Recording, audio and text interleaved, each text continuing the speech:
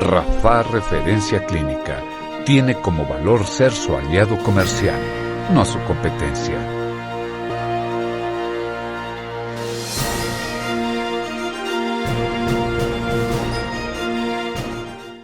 ¿Qué tal? ¿Cómo están? Buenos días. Bienvenidos a este su programa Novedades, Mitos y Verdades Clínicos. Nuevamente les saluda Aaron Alfaro, su servidor y director general de Rafah Referencia Clínica.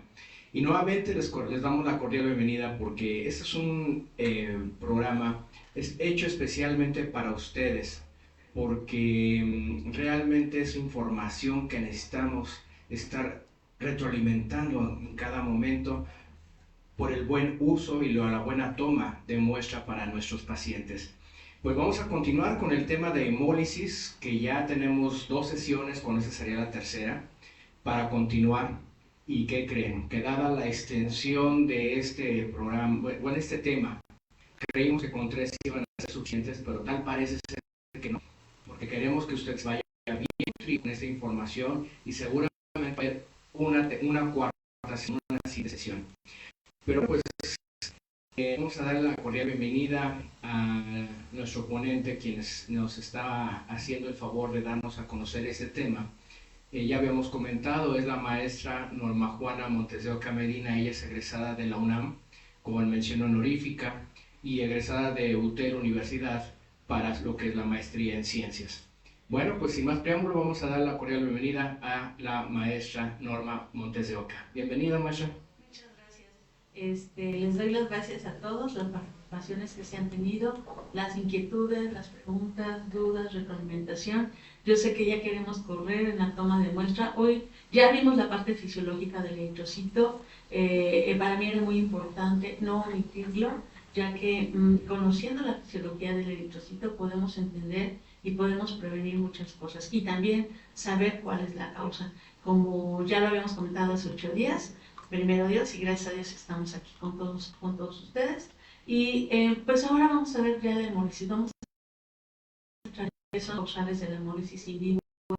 Espero que con esto vamos a ver y enfocar cuáles son todos estos problemitas a los cuales nos podemos nosotros ver como finales correctos, no definirlo solamente hacia una vertiente de una muestra inadecuada. Hay una gama, hay una cascada de información, por la brevedad, por la profundidad del tema, estamos resumidos. Espero que con esto podamos cumplir el objetivo de la nuestra bien para que los médicos puedan diagnosticar basándonos a la hemólisis si el paciente es in vivo o es in vitro, y nosotros como clínicos también, ¿no? Poder llevar a cabo esa toma de muestra con calidad. Ok, bien, pues entonces vamos a comenzar con este tema, que es la hemólisis in vitro e in vivo. Bien, para comenzar, vamos a pedir a producción si nos pueden hacer favor de poner la lámina 6 y comenzamos. Es todo tu micrófono. Muchas gracias. Prometido, hoy vamos a avanzar lo más que se pueda. Nuevamente, está muy resumido. Hay algunos datos que puedan quedar todavía al aire. Ténganse confianza, un mensajito para que nosotros podamos ser puntuales. Y lo importante de esto es que exista una retroalimentación, lo confirmo, de una forma bilateral, no nada más de una forma monóloga, ¿no?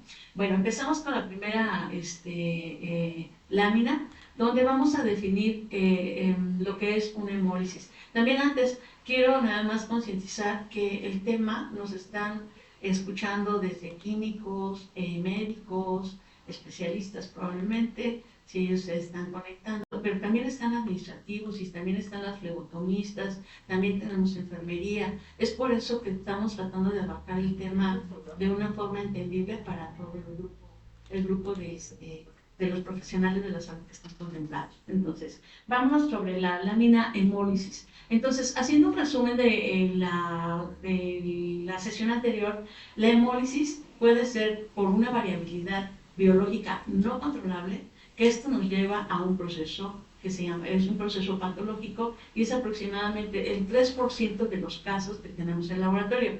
Esto quiere decir que esto está anclado a lo que es una hemólisis de in vivo. En la siguiente tenemos, bueno, aquí estamos en la misma lámina, pero abajo tenemos la variabilidad biológica controlable. ¿Qué quiere decir? Que son una hemólisis que se afectó los eritrocitos, hicimos una afección de los eritrocitos, pero que debido a la intervención del profesional de la salud en alguna de las etapas preanalíticas se vieron afectados los eritrocitos y por lo tanto podemos conocer esa gama de factores donde podemos controlar que los eritrocitos no se licen. Esta está relacionado con la técnica de obtención y durante el proceso.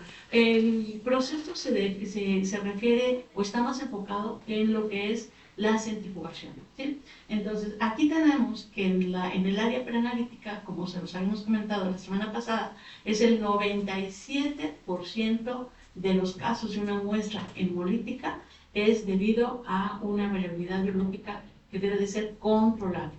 Si vemos nosotros ahí en la lámina, les puse una pequeña referencia para que nos demos cuenta la concentración de la hemoglobina presente y nadante en el plasma o en el suero, según sea el caso.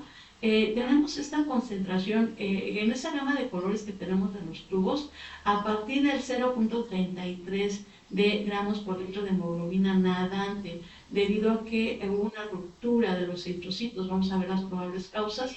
A partir de ahí ya tenemos ciertas afecciones enzimáticas y vamos a tener algunos resultados que ya se encuentran alterados. Quiero comentar que tenemos diferentes soluciones ante esto, que eso lo vamos a ver en la parte de qué hacer y por qué llevar en un reporte alguna nota para poder de cierta forma proteger al paciente y así también la firma y el laboratorio en el cual está emitiendo este resultado. Muy bien, en esta lámina, esta lámina de hemólisis, sí vamos a grabarla un poquito en nuestra mente porque vamos a trabajar mucho con esta lámina. En la siguiente lámina vamos a empezar una hemólisis in vivo. Entonces, basándonos en la definición anterior, que una hemólisis viene siendo una ruptura de los eritrocitos. Esto puede ser de vía controlable y no controlable. En el caso de in vivo, significa que estamos hablando que el eritrocito se está rompiendo dentro del paciente. La lisis se está llevando dentro del paciente, pero dentro del paciente también hay una clasificación. Vamos a definir lo que es in vivo. ¿Cuándo es una hemólisis en vivo? Las causas pueden ser por una anemia hemolítica congénita o una anemia hemolítica adquirida. En el caso de que sea una anemia hemolítica congénita, tenemos, por ejemplo, las hemoglobinopatías, cuando tenemos una hemoglobina anómala o talasemia, esos son los ejemplos. También en el daño eritrocitario, esto se define como una membranopatía. ¿Por qué? Podemos nosotros tener esferocitos o eritrocitosis. Si recordamos la fisiología del eritrocito, habíamos comentado que la característica que el eritrocito tenga esa flexibilidad en su membrana y que tenga la característica de ser bicóncavo y ser flexible cuando pasa por los diferentes conductos, cuando pasa en el vaso principalmente, y está rígido o algún otro conducto, se va a romper porque no tiene la flexibilidad, se va a romper porque está en cierta forma hermético y no tiene esa flexibilidad de paso. Entonces va a llegar un momento que la fricción con el eritrocito va a ponchar, va a romper y por lo tanto vamos a tener hemoglobina libre en el vaso. Bueno, estamos hablando en el conducto, no en el vaso órgano. Entonces vamos a tener nosotros que en el sistema circulatorio vamos a tener la hemoglobina liberada.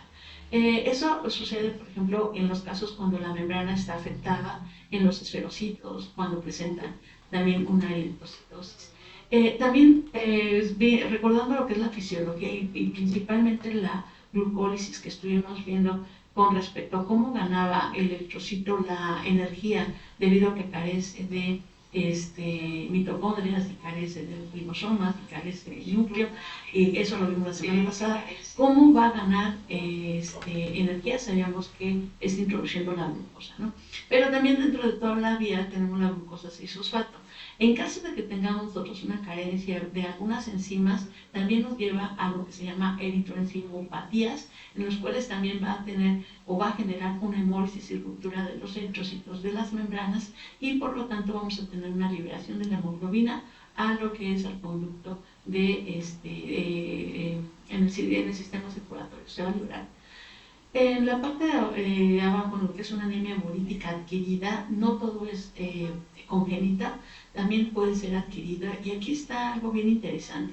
Por ejemplo, en el último curso que asistimos como laboratorio Rafa, muchas veces dejamos a un ladito en la parte de diagnóstico, y esto es generalizado, las enfermedades autoinmunes, como que nos estamos olvidando un poquito, y realmente muchas enfermedades vienen de lo que es autoinmune. Ojalá podamos agendar una plática con respecto a enfermedades autoinmunes porque tienen mucha respuesta. Esto lo puedo decir. En cuestión a una anemia hemolítica adquirida, podemos tener adquirida esta hemólisis por ciertos parásitos. Podemos ver en la lámina que aquí tenemos un parásito que se llama Plasmodium, puede ser vivax, puede ser alguna otra especie, y una anemia hemolítica adquirida donde algún parásito o alguna droga o alguna toxina va a generar la ruptura de los eritrocitos y por lo tanto una hemólisis. Y estamos hablando de una hemólisis in vivo. Está pasando todo adentro del paciente. Ok. Tengo dos preguntas. La primera, si nos podemos regresar a la lámina anterior, por favor. Ahí hay una serie de muestras de diferentes tonalidades de hemólisis. ¿Sí? Bien. De una vez para el público que nos ve, yo no soy químico, yo soy informático de profesión, pero por eso me atrevo a hacer esta pregunta a nombre de todos los que desconocemos el tema como yo. No sé si sea correcta la palabra, Pantone, ¿sí? O esta muestra de colorcitos que hay ahí. ¿Cómo puedo unificar el criterio para decir, híjole, esta hemólisis sí pasa por la comparación? ¿Sí? Porque, bueno, ahí veo nada más 7 tonalidades, ¿sí? Pero ¿y si está entre una y otra, o si está más rojito, o mi percepción visual, yo lo veo más oscuro, más tenue, no sé? Se me está ocurriendo dos escenarios. Una, que a lo mejor esta lámina la publiquemos en Facebook para que tengan ahí la muestra y el que quiera hacer uso de ello para compararlo, bueno, pues adelante, ¿no? Pero obviamente como esto es con base a criterio, pues no es lo mismo el criterio de uno a otro, ¿sí? Es válido hacer eso, lo que comento, de que con base a esta muestra que tenemos aquí, comparar la hemólisis que a mí me resultó, decir, no, pues es que salió hemolizada tanto y bueno, pues es lo que voy a hacer. O incluso, tal vez, por ejemplo, a la hora que el cliente mande sus muestras al laboratorio Rafa, nos pueda mandar una foto por si tiene alguna duda del grado de hemólisis que puede tener. ¿Cómo podemos ayudar al cliente para saber cómo está su muestra? Muy bien. Bueno, eso ahorita lo vamos a ver ya en la toma de muestra, pero la intención de presentarles ya este flyer de este código es precisamente porque habíamos comentado que dentro de algunos de los procesos que nos están solicitando, por ejemplo, o se sugieren, pero esto retardaría mucho el tiempo de proceso, es cuantificar a través de una cuantificación de absorbancia la hemoglobina total circulante. Quiere decir que yo separo el plasma o separo el suero y hago una medición de una absorbancia de la hemoglobina y por lo tanto voy a conocer la concentración. Para eso, pues lógico, tenemos ya curvas validadas para que me dé la concentración. Es muy importante lo que me comentas porque a partir de la concentración 0.33, que es el tercer tubito, el primer tubito es una muestra libre de hemólisis. Un tubito tiene 0.3 hemólisis, ya tiene una concentración, podríamos decirlo ya presente de la hemoglobina, sí existente. Sin embargo, a partir del tercer tubo es cuando ya empezamos a tener alteraciones, por ejemplo, de las bilirubinas, de la destrofenasa. Bueno, no me quiero adelantar porque también tenemos que ver si es in vivo o in vitro, pero vamos a tener alteraciones clínicas, químicas en las determinaciones a partir del tercer tubo. Si ustedes pueden observar, del segundo al tercero es mínima la hemólisis visualmente.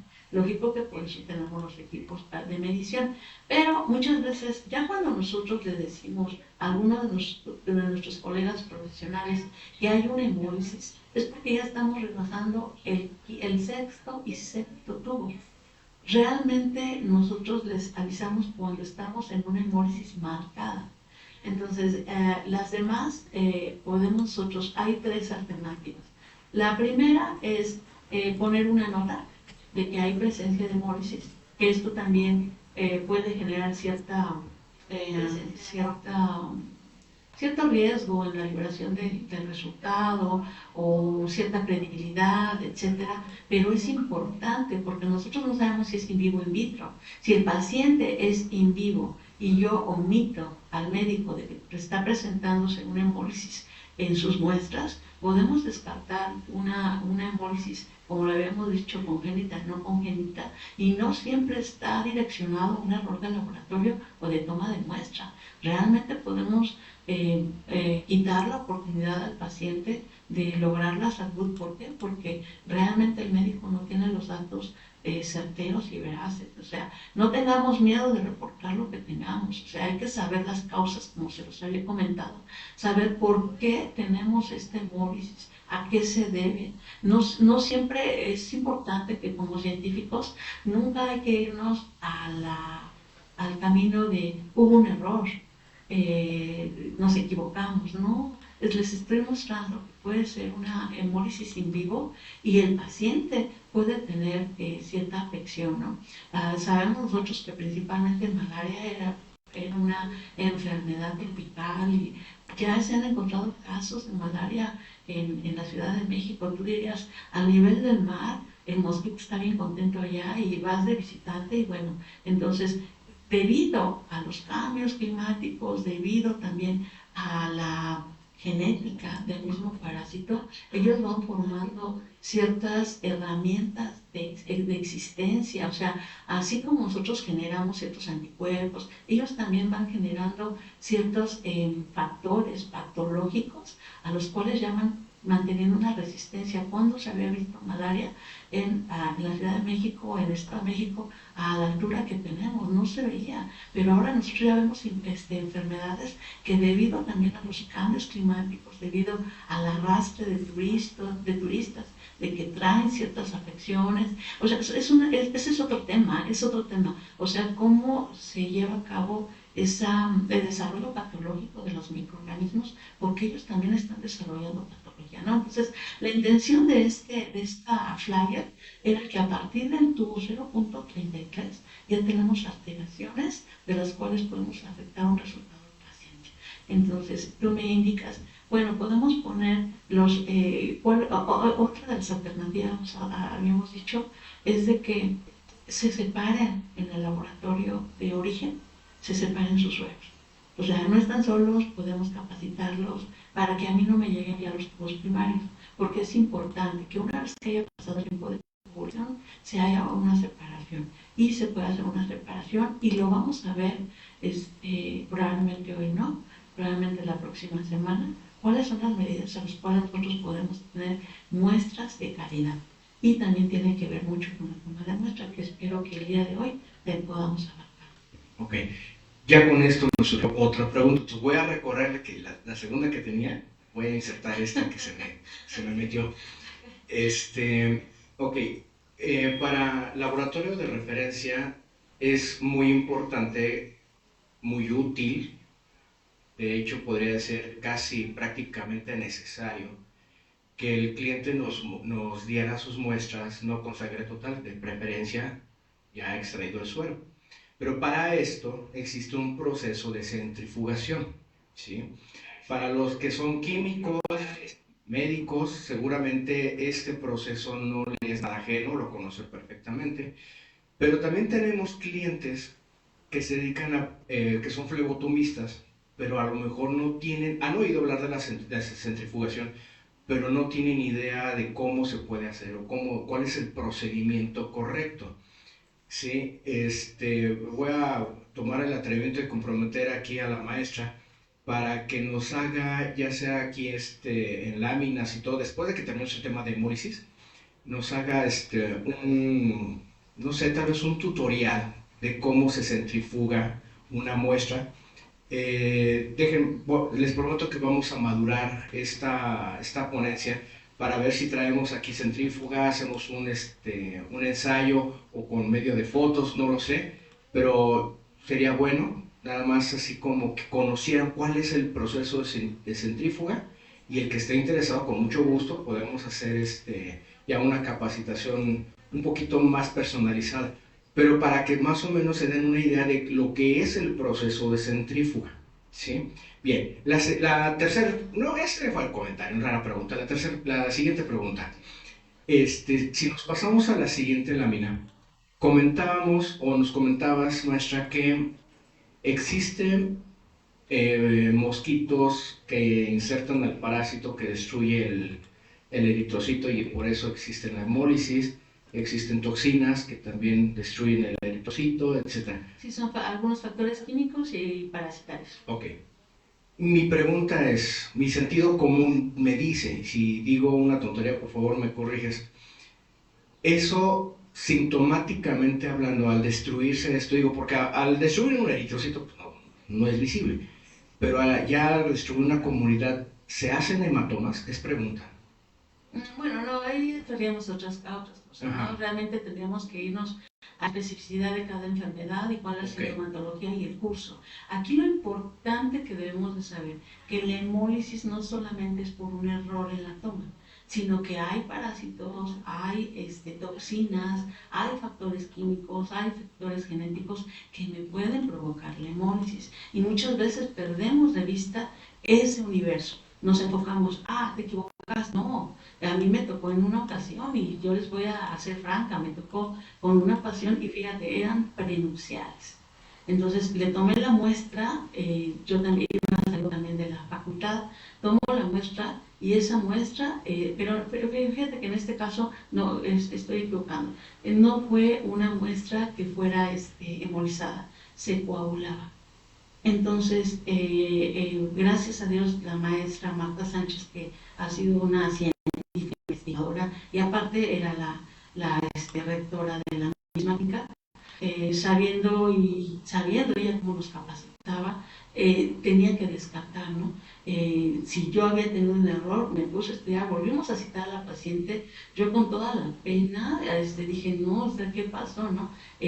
Piensas que todo va hacia tu cargo, pero la doctora me hizo un ensayo muy interesante, de hecho aprendí bastante de ella, que realmente yo pensé que le iba a decir, no, tú no tomas la muestra, no, la toma otra persona, porque tú te equivocas, ¿no? A veces te vas con esa etiqueta y es una etiqueta de no puedo, no. Yo le pregunté, ¿gusta que yo tome la muestra o quién la va a tomar? Con todo el miedo, pues estaba yo recién salida de la facultad. Y me dice, no, tú la tomas. O sea, mismo encontramos precisamente que tenía una trombocitosis la paciente, del cual tenía un problema de coagulación y su muestra coagula muy rápido. Por lo tanto, se tienen que tomar medidas de utilizar un tubo alterno secundario de heparina para poder, era un grupo sanguíneo estabilizar, pero si la doctora, en este caso, bueno, en química, tiene su doctorado también químico, ella le decía que era un daño que la paciente tenía fisiológico y no era una mala toma. Pero a mí, a partir de eso, gracias a Dios, pues me ha quedado en la inquietud de siempre investigar la causa, ¿no? Yo creo que eso fue lo que me marcó. Entonces es importante que no nos enfoquemos a decir, se equivocó, no lo tomamos, porque vamos a ver factores muy importantes. Ahorita con lo que estás comentando, es bien importante, y eso sí se les hace la cordial invitación, que nos indiquen en la información clínica qué es lo que se necesita descartar. Sí. Porque, por ejemplo, en este caso, el honguito que destruye el eritrocito o el parásito de la malaria que también hace lo propio. Si el médico quiere descartar malaria, bueno, pues que nos indiquen descartar malaria. ¿Por qué? Porque con eso ya nos está indicando que seguramente hay un alto índice de probabilidad de que la muestra va a venir hemolizada, pero no por una mala toma, sino porque ya de origen, por ahí viene el padecimiento o viene la requisición analítica, ¿sí? Y lo mismo con este tipo de cosas, ¿no? Igual, o sea, si el químico o el médico sabe que pues, seguramente va a haber una hemólisis por el padecimiento o el cuadro clínico que ya está sospechando, que nos los haga saber. Y esto es bien importante porque si no nos los hace saber, se duplican los procesos de laboratorio, y si un proceso se tenía que haber entregado al mismo día o 24 horas o 48 horas, por este factor seguramente a lo mejor se tiene que repetir el estudio o el proceso, y esto equivale a que se duplica el tiempo de entrega de resultado. Entonces es ahí cuando sí necesitamos que nos digan, ¿sabes? Probable hemólisis, probable malaria, probable honguito X. Es importante la información. Por ejemplo, también tuvimos el caso de un laboratorio que nos mandó una muestra al momento de medir la hemoglobina, bueno, la biometría hemática. Bueno, los eritrocitos solamente parecían los esqueletos, una hipocromía totalmente marcada, una hemoglobina, recuerdo que no, a 1 punto y tantos, con un hematocrito de 3, o sea, algo interesante. Con la doctora que fuera realmente durante la toma, y aparte se veían unas granulaciones como si hubiera unos agregados, ¿no? Se volvió a pedir la toma de muestra, sí, con todo lo que lleva de rogándoles que les tomen la muestra, o sea, realmente qué pasó, vamos a investigar, ¿no? Para no hacerlo largo, todo esto también, afortunadamente, como ustedes ven, estamos agregados a programas de control de calidad externo. En este caso, pedí el apoyo del asesor, en este caso con el maestro Alba de Pacal, donde ahí mandé la muestra, yo hice investigación, él hizo investigación, a través de otro hematólogo también hicimos investigación porque me daba lo mismo, les di una alícuota y precisamente tenemos una anemia hemolítica agresiva en la paciente, aquí presentaba agregaciones, ¿no? Entonces se le reporta al cliente, en este caso a la doctora, y es la misma, ¿no? Que me dijo que estábamos bien, pero a veces exageramos en la calidad, pero afortunadamente el dato fue muy oportuno para la paciente, porque la paciente estaba con una anemia, y bueno, estaba probablemente con algunos autoanticuerpos. Esto ya pasó hace mucho tiempo, hace unos 15 años. Realmente ya no recuerdo exactamente, el caso fue así, y había agregaciones. Probablemente ahí tenemos algún problema ya de formación de algunos anticuerpos que estaban atacando los eritrocitos. Y esto se lleva a cabo a nivel, organismo nacional, y a través también de otros colegas hematólogos que afortunadamente Rafa cuenta con asesorías. Rafa, aquí no soy la maestra, sí, no. O sea, tengo la maestría porque me gusta mucho mi estudio, trabajarlo y todo, pero no soy ni la última Coca-Cola, ¿no? Aquí trabajamos en equipo, algo que también eso me interesa, ¿no? Tenemos colegas, de todos aprendemos, tenemos colegas científicos, tenemos los organismos de calidad, de los cuales podemos nosotros aportar y apoyar el diagnóstico. Correcto. Bueno, pues entonces, por favor, químicos, médicos, flebotomistas, enfermeras que nos están viendo, ya saben, ¿sí? Les vamos a proporcionar esta lámina de las diferentes etapas, como diferentes muestras hemolizadas para que ustedes tengan alguna referencia, y también que nos hagan anotar en la información clínica cuál es el cuadro y qué es lo que esperan obtener del resultado. Bien, vamos a continuar. Ok, creo que la siguiente lámina, la siguiente donde vamos a observar, y esto sí estamos bien asociados, una hemólisis in vivo, ahí mantenemos de buen conocimiento el síndrome de HELP, que pues es la preeclampsia. Entonces, nosotros tenemos que en el síndrome de Hell, que viene siendo una paciente con una hipertensión descontrolada que puede generar pues un problema totalmente en el binomio bebé, tenemos que no nos vamos a profundizar en el tema de Hell, algún día lo vamos a manejar, pero definimos a una triada de la cual patológica que se desarrolla en el síndrome de Hell o la famosa preeclampsia, bueno, también viene de la preeclampsia, que es la microangiopatía, elevación enzimática de las enzimas hepáticas, perdón, y disminución de las plaquetas. En este tipo de pacientes encontramos unas plaquetopenias y sobre todo generan durante esta etapa del síndrome de Hell, es característico porque se presenta una hemólisis en pacientes. Entonces es bien importante la información. La paciente está embarazada, no está embarazada, semanas de gestación, o sea, no queremos todo un desarrollo clínico, todo un informe, no. Pero una paciente que no está embarazada, a una paciente embarazada, bueno, ya tenemos un factor de embarazo que puede generar una aportación más para el médico, ¿no? Y puede ser preventivo. Sabemos que ahorita preeclampsia lo está manejando muy bien el área de gineco, pero también si nosotros no tenemos los datos o no les damos los elementos oportunos al médico, bueno, pues entonces ahí podemos tener ciertas patologías o estamos poniendo en riesgo la salud del paciente, ¿no? Y en este caso el binomio bebé. También podemos encontrar los choques osmóticos. Sabemos que las células, pues hay un equilibrio osmótico con los electrolitos y si hay un choque osmótico de las células debido al ingreso o salida de los electrolitos, pues vamos a tener también una ruptura de los eritrocitos. Enfermedades hemolíticas en el recién nacido, sabemos que en el caso de la incompatibilidad del recién nacido, por ejemplo, un bebito que tenga un grupo O positivo y la mamá es O negativo o es una positivo, sabemos que ahí en el intercambio que tenemos eritrocitario y sanguíneo que se lleva a cabo de mamá a bebé, pues vamos a tener ahí en el bebé una ictericia neonatal debido a la ruptura de los eritrocitos, ya que el bebé está reconociendo los eritrocitos como algo extraño para él y se lleva a cabo una ruptura. Va a romper esos eritrocitos de intercambio. ¿Cómo lo vamos a ver? El pacientito va a estar ictérico, pero internamente primero se lleva a cabo la cascada de la ruptura del eritrocito y posteriormente se lleva a cabo todo lo que es la línea de la liberación de la hemoglobina hasta biliverdina y hasta su desecho. Por eso es importante que también manejemos este tipo de casos. Estamos hablando en vivo, está pasando en el paciente, pero también el bebé puede desarrollar unas enfermedades o patologías por, habíamos dicho, genéticamente hablando.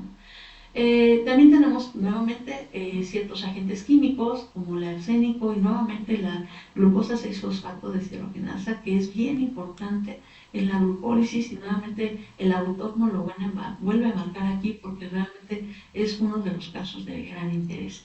Les puse ahí un datito que es una enzima importante que permite mantener la estabilidad de la hemoglobina.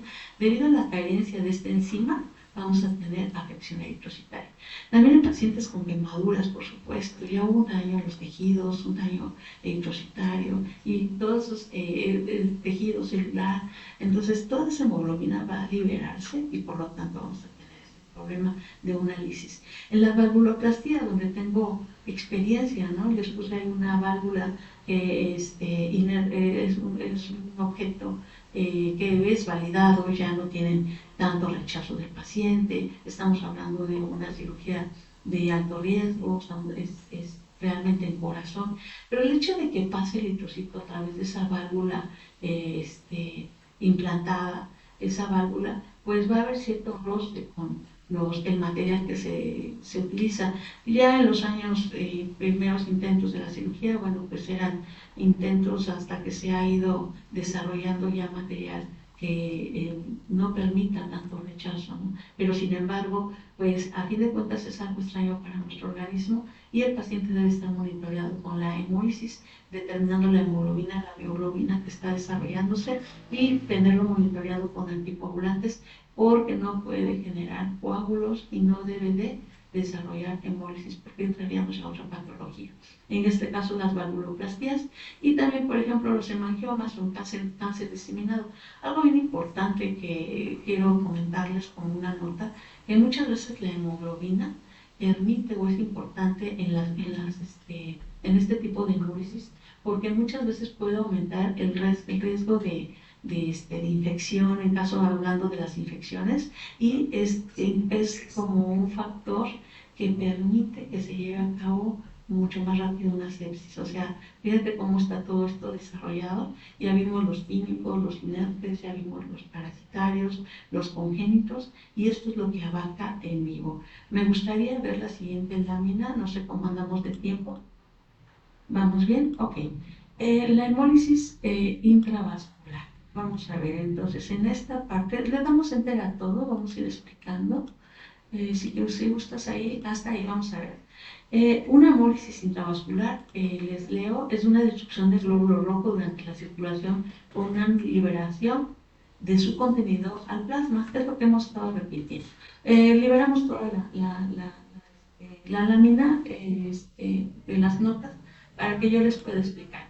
Aquí tenemos tres vertientes y se los anoté como 1, 2, 3 en color vino. Y vámonos por la primera vía. Tenemos el eritrocito que está en el conducto, en la vena, en la arteria, y tenemos ahí el eritrocito.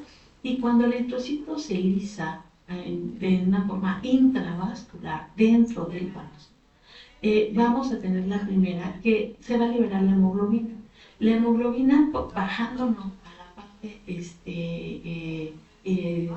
donde está la aptoglobina, se va a formar un complejo, pero esto se llevó o dentro del vaso. Se forma un complejo que se llama hemoglobina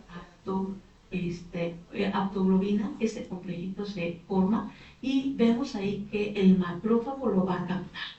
Inmediatamente lo capta y lo va a desechar a través de las formas naturales que tiene el organismo, a través del vaso. El hígado se va a desechar y se va a llevar a cabo la degradación de hierro a biliverdina, de biliverdina a monóxido de carbono, y eso se va a liberar a través de orina, muestra fecal, etc. ¿Ok? Entonces, de una vez que se lleva a cabo esta ruptura del eritrocito dentro del vaso, dentro de la vena, de la arteria, esa hemoglobina queda libre. Al quedar libre, y esa hemoglobina se une a la aptoglobina. Eso es bien importante porque ese es un factor que podemos medir para diferenciar un intra a un in vivo. Se va a tomar, el macrófago va a tomar este complejo y se va a desechar, como ya les mencioné, por la cascada de desecho de hierro hasta la liberación de la biliverdina. Pasa por biliverdina y se desecha a través de muestra fecal o de muestra urinaria. Ese es uno. La otra línea es cuando yo no tengo aptoglobina o está muy bajo la aptoglobina, la hemoglobina va a quedar libre en el conducto y ese grupo la hemoglobina se va, o el grupo M, perdón, como se va a liberar la hemoglobina, el grupo M se va a unir a la hemopexina y se va a formar el complejo hemopexina. Y nuevamente lo toma el macrófago. O sea, son conductos. Esta para ello es importante porque la hemólisis se originó en el vaso. Sin embargo, el organismo es tan inteligente, o sea, Dios nos hizo tan bien que hay conductos de desecho de tal forma que toda esa hemoglobina se libere de nuestro organismo, porque no es correcto que la hemoglobina esté nadante. Entonces se va a formar el grupo en hemopexina y nuevamente va a ser captado por los macrófagos para su desecho. Esa es la segunda vía. Estamos hablando de una hemólisis intravascular que sale a la extravascular. ¿Sí me explicó? Es intra, pero salió al del vaso. Se llevó a cabo dentro del vaso, pero salió del vaso. Y todo esto estamos hablando de in vivo. La tercera opción, si yo tengo, en este caso, si la hemólisis supera la capacidad de la aptoglobina como la hemopexina, el hemo permanente dentro de lo que es la circulación se va a unir débilmente a la albúmina y a las lipoproteínas y puede interactuar con otro tipo de células. O sea, si nosotros vemos ahí el grupo M, se unió a la albúmina y también se unió a una lipoproteína. Ahí está un rombo color rojito que es el grupo M y se va a unir a una albúmina, a una lipoproteína, va a salir y pero este se puede mantener también y puede interactuar con otras células. A partir de ahí ya se va a llevar a cabo el desecho de los eritrocitos porque van a ser fagocitados precisamente por los macrófagos, que esa es su función, y va a ser liberado a través de las diferentes formas que el organismo puede liberar. La urobilinógeno en la orina, la biliverdina, que le da las características del color de las muestras fecales, también de la orina, etc. Entonces lo vamos a hacer. Entonces la remoción y destrucción de los eritrocitos con las alteraciones en la membrana va a permitir o va a desarrollar mecanismos que son llevados a los macrófagos. Si ven, se libera la hemoglobina y el organismo va a tener 3 mecanismos de desecho. La primera son las aptoglobinas, que vamos a poderlas medir en el laboratorio. El médico dice, oye, quiero descartar si es una hemoglobina o un hemólisis, perdón, en vivo o in vitro, y vamos a ver qué concentraciones deben de tener las aptoglobinas para que él pueda definir si fue en vivo o en vitro. O sea, son los médicos que van más allá a la investigación y eso adelante. A mí me gusta mucho esto que trabajamos en equipo. La otra es la formación de los poemas con la hemopexina y por último, cuando el EM se va a unir a la albúmina o a las lipoproteínas. Esos son los 3 mecanismos de liberación de la hemoglobina de nuestro cuerpo. Y si ven, al momento de salir la hemoglobina, nosotros cómo vamos a detectarlo. Aumento en el urobilinógeno, aumento en las bilirrubinas, aumento en la biliverdina y vamos a ver eso en la parte de cómo se va a monitorear en el laboratorio. ¿Alguna duda? Continuamos. La siguiente lámina también vamos a hacer, les puse aplicaciones para irles explicando punto por punto, pero en este caso Jenny nos está apoyando. Vamos a darle las gracias a Jenny que nos está apoyando. Ella es comunicación, en producción y comunicación, licenciatura en comunicación y lo hace muy bien. Sigamos. Ahora vamos a checar esto, la toma de muestra, que aquí ya vamos a pasar. Era importante saber cómo se desecha toda esa lisis, toda esa hemoglobina in vivo. Ahora vamos al in vitro. En la in vitro vamos a ver este in vitro, que esto va a estar súper interesante. Regresándonos, toma de muestra. No se selecciona adecuadamente el material para la toma de muestra. ¿Qué quiere decir? Que debemos seleccionar adecuadamente desde el calibre de la aguja, los tubos que vamos a tomar. No se selecciona adecuadamente la vena de la toma. Muchas veces nos vamos a una vena que está tortuosa, está en zigzag, en venas que ya están lastimadas, que ya están funcionadas y volvemos a funcionar la misma vena. Entonces, estos son los factores de los cuales vamos a generar hemorroides, porque ya hay un daño en el tejido de la vena y también vamos a tener ahí ese problema. Funcionar una vena que ya ha sido funcionada, pues se los había comentado, pues esa vena, al momento de que llega a funcionar, muchas veces lo que hace es que va a perder cierta presión y lo que va a hacer es que se va a contraer o también podemos tener ahí un daño del tejido y vamos a generar la hemorroides. Falta de habilidad de la toma de muestra. Es algo bien importante. En el sistema vacunar, en el sistema vacío, tenemos 2 sistemas de toma de muestra. El sistema, y se los comento porque creo que no lo puse por aquí. En el sistema abierto, lo vamos a definir cuando tomamos por jeringa. Es abierto. Yo funciono, libero la jeringa, tengo que quitar la aguja para vaciarlo al tubo que corresponda y que no sea con la aguja.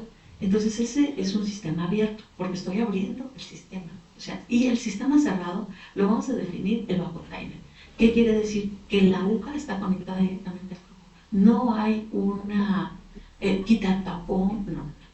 Vamos a irnos rapidísimo. Sé que tienes una pregunta, pero voy rápido. Déficit de flebotomía traumática o aspiración excesiva. Yo les decía, la técnica que tienen, por ejemplo, mis compañeras, por ejemplo, las enfermeras, ellas tienen una técnica muy diferente.